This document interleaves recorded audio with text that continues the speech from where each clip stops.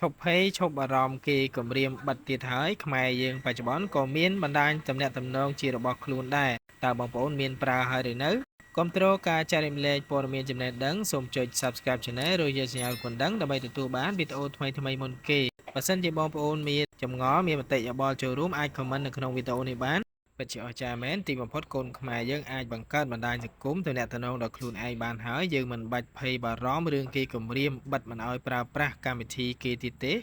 បើសិនជាគេបិទក៏យើងមានកម្មវិធីយើងប្រើជំនួសដែរបាទនោះគឺជាកម្មវិធី Cool App បាទដែលជា platform មួយដែលយើងអាចប្រើប្រាស់បានមិនចាញ់បណ្ដាញសង្គមផ្សេងៗទេបាទដូចជា Messenger Telegram ឬក៏ TikTok ឬកម្មវិធីផ្សេងៗនៅក្នុងកម្មវិធី Cool App នេះយើងអាចប្រើប្រាស់បាទផ្ញើសារជាអក្សរសំឡេង sticker file ផ្ញើសារជារូបភាពវីដេអូហើយក៏អាច call ជាសំឡេងឬក៏វីដេអូបានដែរមានការអភិវឌ្ឍជាបន្តបន្ទាប់បាទចេញ version ថ្មីជារៀងញឹកញាប់ដូចនេះអ្នកប្រើប្រាស់គួរតែឧស្សាហ៍ចូលទៅ App Store Play Store ដើម្បីអាប់ដេតឬក៏ចូលទៅក្នុងបាទ Facebook Page Cool App Messenger ដើម្បីតាមដានការអាប់ដេតថ្មីៗកម្មវិធីមួយនេះត្រូវបានបង្កើតឡើងដោយលោកលឹមជាវត្ថាជាស្ថាបនិកនិងជាអគ្គនាយកបណ្ដាញសង្គមទំនាក់ទំនង Cool App ហើយក៏មានការគាំទ្រយ៉ាងពេញទំហឹងពីប្រមុខរដ្ឋាភិបាលដូចជាសម្ដេចហ៊ុនសែនបានជំរុញនិងលើកទឹកចិត្តដល់មន្ត្រីរាជការប្រជាពលរដ្ឋខ្មែរបានចូលរួមគាំទ្រស្នាដៃខ្មែរដើម្បីកាត់បន្ថយនៃឥទ្ធិពលនិងការប្រើប្រាស់កម្មវិធីបរទេសបើសិនជាប្រិយមិត្តចង់សាកល្បងចង់ប្រើប្រាស់បាទអាចចូលទៅក្នុង App Store Play Store វាយពាក្យ Cool App ហើយ download ចូលទូរស័ព្ទដៃ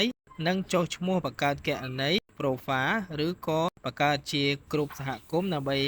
ជជែកដើម្បីផ្សព្វផ្សាយផលិតផលសេវាកម្មរបស់លោកអ្នកខ្ញុំបាទក៏មានដាក់ link វីដេអូ relate ជាមួយវីដេអូនេះដែរឬក៏បងប្អូនអាចចូលទៅក្នុង channel បទ TikTok រកមើលវីដេអូអំពី Cool App ទៅនឹងឃើញហើយបើសិនជាមានចម្ងល់ផ្សេងៗអាចតាក់ទងសួរទៅផ្ទាល់បាទតាមរយៈ Facebook Page Cool Messenger ដែលមានអ្នក support ចាំ24ម៉ោងបាទចូលរួមគាំទ្រទាំងអស់គ្នាខ្ញុំក៏ប្រើដែរបាទជាចុងក្រោយសូមខន្តីអភ័យទោសបើសិនជាមានកំហុសឆ្គងអចេតនាណាមួយដែលអចេតនាបាទសូមអរគុណយើងជួបគ្នានៅវីដេអូថ្មីលើកក្រោយទៀតជម្រាបលា